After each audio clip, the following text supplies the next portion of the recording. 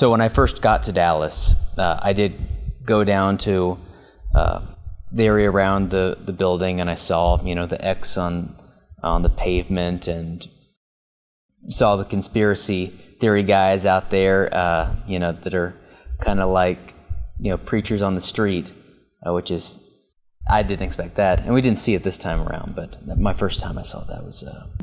I grew up in Fort Worth. And I was a little surprised that I'd never been to the museum. It never even really occurred to me to go there. Obviously I wasn't alive when it happened, and so it kind of is this abstract thing that every once in a while you drive down the right street in Dallas and you think, oh, that's right. This is where the Kennedy assassination happened. And so I just kind of went in thinking, I can't believe I've never been here. How could you never go here? Yeah, going into it, I was surprised it took as much time as they did to talk about just what was going on in America in general, even prior to Kennedy's election. The amount of detail they went into that, talking about what was the biggest movie at the time and how everyone was reading To Kill a Mockingbird, and Chubby Checker was huge at the time, I believe was the record. They do a fantastic job of setting the context of not just that day, but of the time period in which this is happening, because it was before I was born, and I really appreciated that.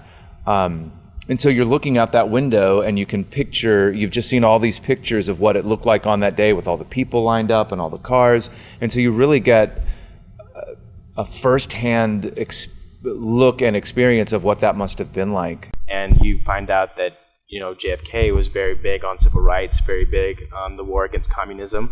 And you get a very solid background that I wasn't expecting that you get on these kinds of issues and what JFK was all about. I really like the way that they set up everything. When you walk in, you see the life of JFK, his youth, his family, his parents, sisters, brothers, all that good stuff, and then it leads you into when he meets Jackie, and they had some really wonderful, tender photos of he and Jackie together, and then with their 2 children. And then it, of course, leads you into his presidency and when he does come to visit Texas. And when you find out, they were unsure if it would be safe for him to come in the first place, but they came anyway. And so you're watching these clips and reading these things going, oh gosh, because what's going to happen, but you're not used to seeing the footage and the videos and the pictures of it and going, oh, Yeah. they were worried about it, but they did it anyway. And then you're like, oh, it's going so well, but it's not going to end well, but you're just not used to seeing all of that stuff. Mm-hmm. I never had really thought about where this had occurred. It was a surprise to me when I moved here. I'm like, oh, wait a minute, this is the city that Kennedy was shot. And it was just very surreal to be able to walk into that kind of history. When I eventually got to the section of the museum that was dedicated to the actual event of the assassination, it was interesting trying to, I guess, have my own personal moment with that, with all the other museum goers around. But yeah, I crouched down as close to the window as I possibly could. Saw the 2 X's that are painted on the street, and I basically racked my brain and tried to figure out what would bring a person to do this. Well, I was actually not aware that we were going to the 6th floor. I didn't know that we were going to actually see the spot where Oswald shot the gun. I was very taken aback by that. And it was a very profound moment, just walking in and seeing the light streaming in from the windows, just as they might have back then.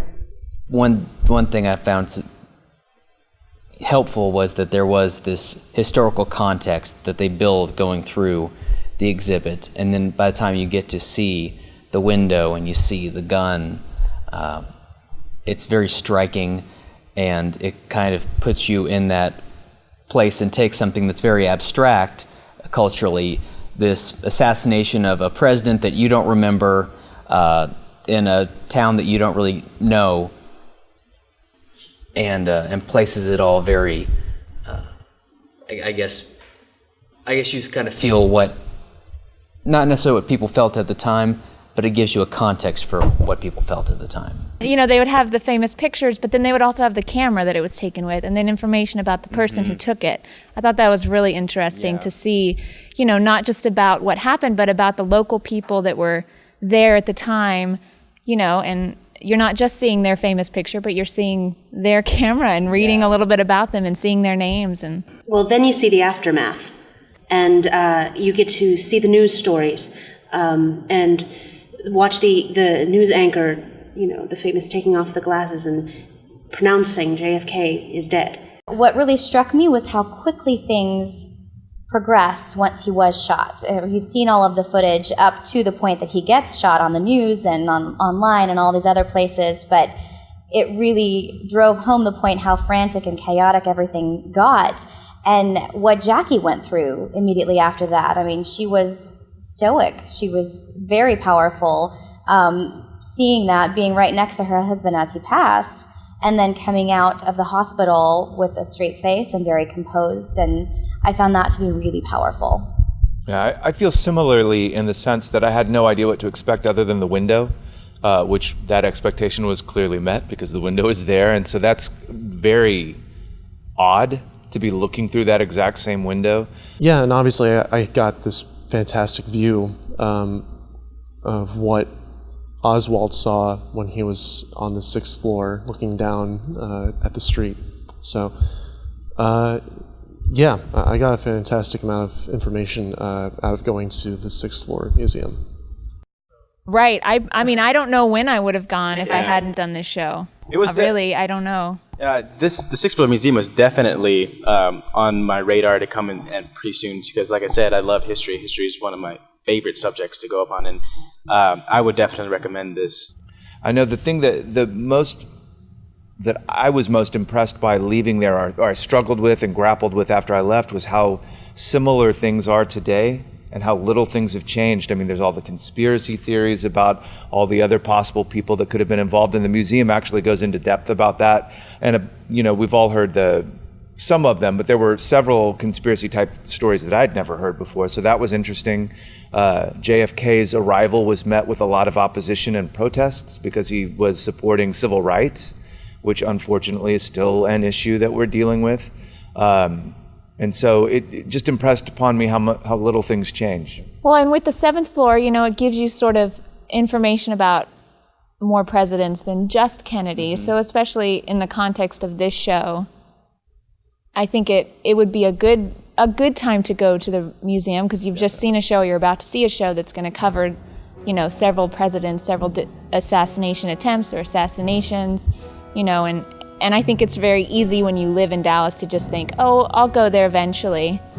You know, I'll go one day, you know, but it's real easy to just put it off because it's right down the street. Yeah, why wait?